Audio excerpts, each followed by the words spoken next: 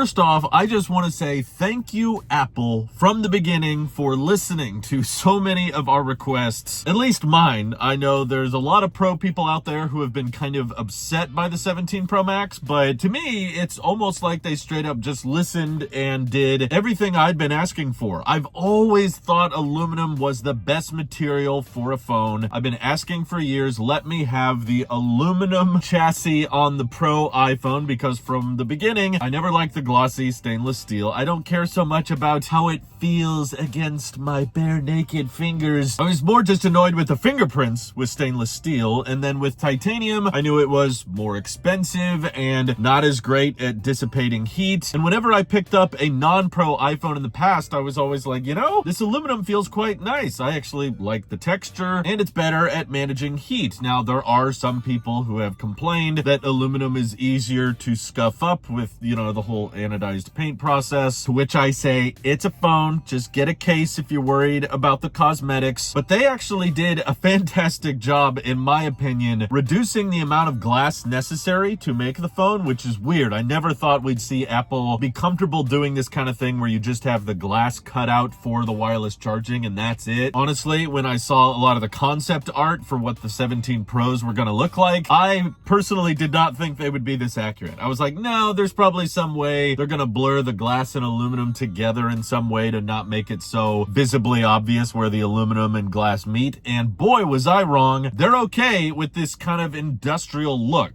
And in my opinion, I still think it looks pretty cool. I know a lot of people hated it the moment they saw it, but I've been covering Apple products for a long time. I know a lot of people complain about the new phone design. They did it back in the iPhone 11 days. They did it back in the iPhone 10 days. Now we look back at those phones as revolutionary and so pretty and so monumental. But at the time, I remember everybody complaining about the notch and how ugly it was and how ridiculous it was. And I remember the first time everyone complained about the camera bump on the iPhone 11 series. Why are they arranged in that way? I know, because I was one of them, and I still don't think they really need to be arranged in this orientation, but I did ask for a visor design. I was asking Apple for years to basically copy the Pixel, and I also thought it just made the most amount of sense, because ever since there have been camera bumps, you know, in the iPhone 6 days, the camera bumps have only gotten bigger. They've only grown from the 7 to the 8 to the 10 and so forth. So my logic was, well, if camera bumps are going to continue to grow bigger, you can't really grow downward on the phone all that much, because you're going to run out of space or you're going to impede on that magnet ring that's on the back. So I figured,